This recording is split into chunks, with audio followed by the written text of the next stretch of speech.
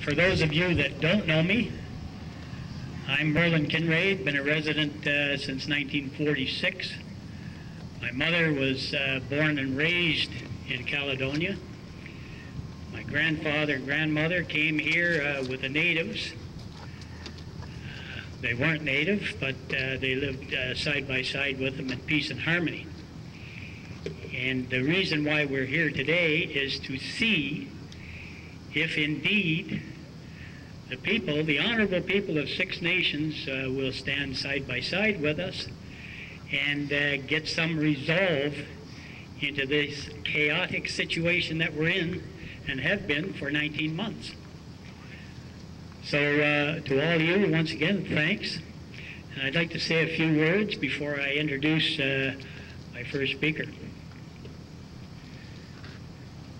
First of all, we do have a great slate of speakers, and several I wish would have attended, including elected Chief David General, who was invited here by me and declined the invitation because I was associated with Gary McHale.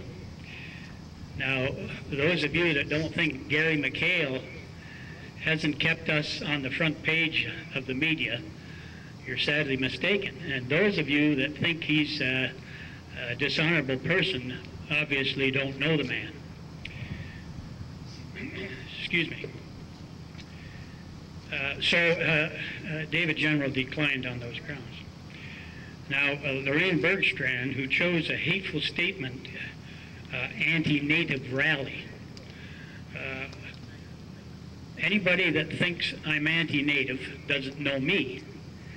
I've indeed coached lots of the children from Six Nations when they didn't have an arena, and I went out and picked those children up from their homes on Six Nations and delivered them to the arena in Caledonia and delivered them back home.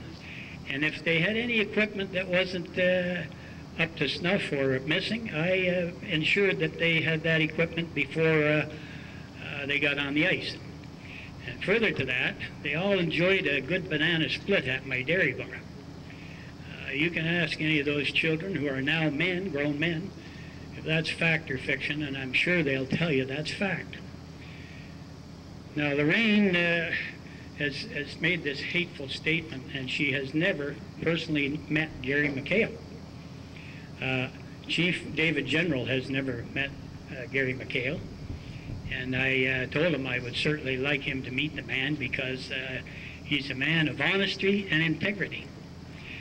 He's a bulldog when it comes to law and order and one law for all. And to me, that's a good quality in any individual. The Caledonia Alliance, whom I expected would support us, and I don't know whether there's any members here today, but I wish there were, because we could certainly use a voice from them. Lorraine Bergstrand had support from the Caledonia Alliance in the last municipal election to overthrow Marie Traynor. And the reason for trying to get rid of Marie Traynor is because she wanted resolve in this dispute, and obviously the council was prepared to sit around and hope that the government would treat us better than they did the folks in Ipperwash. Well, it hasn't happened, and it's not going to happen unless indeed we as the citizens of Haldimand, Ontario, and all of Canada say you're not going to treat people that way anymore. It's against their constitutional rights, and you've got to make your voice heard, whether it's a letter to Fantino, the Solicitor General, your MPP, your MP. You've got to make your voices heard, or we're doomed, because this isn't going to go away with a handful of people. But Gary McHale would differ with me on that. To touch on that, remember, the Alliance endorsed Lorraine Bergstrand, who said, I'm not associated with the Liberal Party. Seems to me I see some Lorraine Bergstrand signs in quite a few prominent places. So remember that when you cast your ballot, that she wasn't absolutely upfront with Mr. McHale in that statement. This morning, the latest roadblock that's been thrown in front of the people of this area is I phoned John Cragdon because I'd heard that he wasn't in agreement with us putting a flag up on the Sterling Woods estates. So I indeed phoned John and I asked him if that were the truth, and he said, well, I'm not absolutely against whatever, but I said, you have indeed endorsed my arrest for what? For venturing on to your development and placing a Canadian flag. No, I said, well, I'm here to tell you that a man had to get his head beat in and close to death before anything happened. And you indeed told me that the bulldozers would start anytime somebody tried to shut your site down. So I didn't see the bulldozers start.